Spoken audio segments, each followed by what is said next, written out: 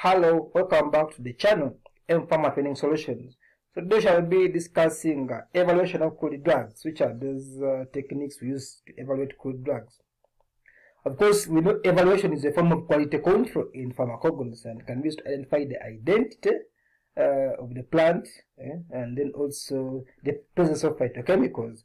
Of course, we can evaluate using physical, chemical, microscopic, macroscopic, biological, and any other method techniques which can be used. And of course, this evaluation can also be used in detection of adulteration, as we shall see later on. Of course, we know physical evaluation. Now, we can do organoleptic. This one we use the senses, the odor, the shape, the size, the texture. When we also have morphological, this is of course a morphologic, macroscopic characters of the plant. For example, the organization of the flowers, the leaves, how they organize, the pinnate system, the structure of the bark, all those. Foreign matter, of course, this one you can just use a microscope. Sorry, you can just use this. They are called what? These glasses, or you can use a microscope again to determine if it contains some foreign matter like excrete of animals, soil, all these, because all these will affect the quality of the drug. Melting point, specific gravity, optical rotation, and flow, all these can be applied in oils. I'm sure you are aware how to define each. This is a short presentation. Effective index solubility, and now with the bitterness value, because this is a subjective test using a tongue, you test the drug. Now, how sour is it? Because some drugs are meant to be sour. For example, most of the cough drugs, it does cough herbals. Of course, you use quinine as a standard. Mutation factor performed by employing thin layer chromatography. Swelling index, this one is in those gums and those mucilaginous drugs. Defined as the volume in millimeters occupied by 1 gram of herbal material after it is left in aqueous swelling agent, because to absorb that agent. We have water content. Of course, we know water content should not be, I think, above 10%. Yes, because we know water can affect, can increase enzyme activity, hence leading to duration. Now, ensure you know how to describe all these methods of this, how to determine water content in crude drugs. Have distillation, Lawson drying, gas chromatography. Calculation is very important to know it, how it is performed. Spectroscopy method, electrometric, all these ones can be used, and all these ones can be explained in details.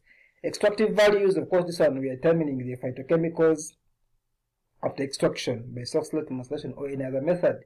We have in an appropriate solvent, we can have water soluble because we're using water solvent or ethanol soluble.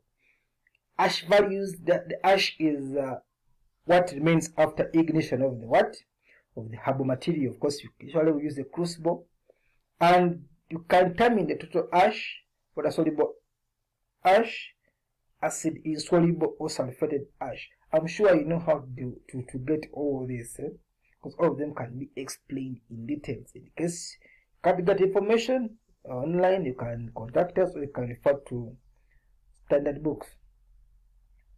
The microscopic evaluation, of course, now here we are on the leaf constants. Of course, we know on leaf constant, this involves using a microscope to examine the crude drug at microscopic level of each fragment.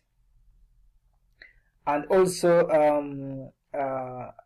we have to first remove the color, we have to first bleach and remove all other parts we don't need. You can use chemicals such as solution carbohydrate, potash. All these one can be used ethanol to first remove the green color, and you can observe the plant at microscopic level. Because before extraction, you have to first examine. You see, is the crude plant, is the plant you have the right one, as per the books say. Because you don't need to extract something which is not right, because you may end up failing the tests later on or producing a product which is not as required. Now, however, those ones containing leaves, we can determine the leaf constants, tomato number, this one just count them, tomato index, vein isolate number, vein termination number, and of course the participate ratio. I'm sure you can describe all this. As I keep saying, these are short presentations to just enable you to go maybe and search further information. Let us look at adulteration. Of course, we know adulteration is substituting of the original crude drug, partially or wholly, with other similar looking plant. But this one is common. They can be free from the active, or they can be of inferior quality. Remember, most of these plants have species, and those species contain different quantities of the actives. So you can do it either intentionally or unintentionally. Of course, intentionally is usually for profits, and unintentionally is when you don't know the description of the plant, and then you just look alike crude drugs. Of course, reasons confusion in names. Of course, and also common. Most of these names are the same. Similarity in morphology. Drugs looking alike. Lack of taxonomic knowledge. That's why it is important to first understand the taxonomic knowledge.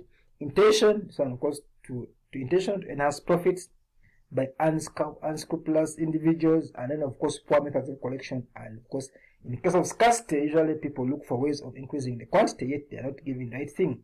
And of course, adulteration is determined by evaluation. Now, of course, we have discussed evaluation above: physical, chemical, or microscopic, all these can be used. Again, this has been a short presentation. It has been brought to you by Farmer Training Solutions. You can always contact us, subscribe to our channel, or that email, Farmer Training Solutions Limited. You can always reply. I always remain Wilson.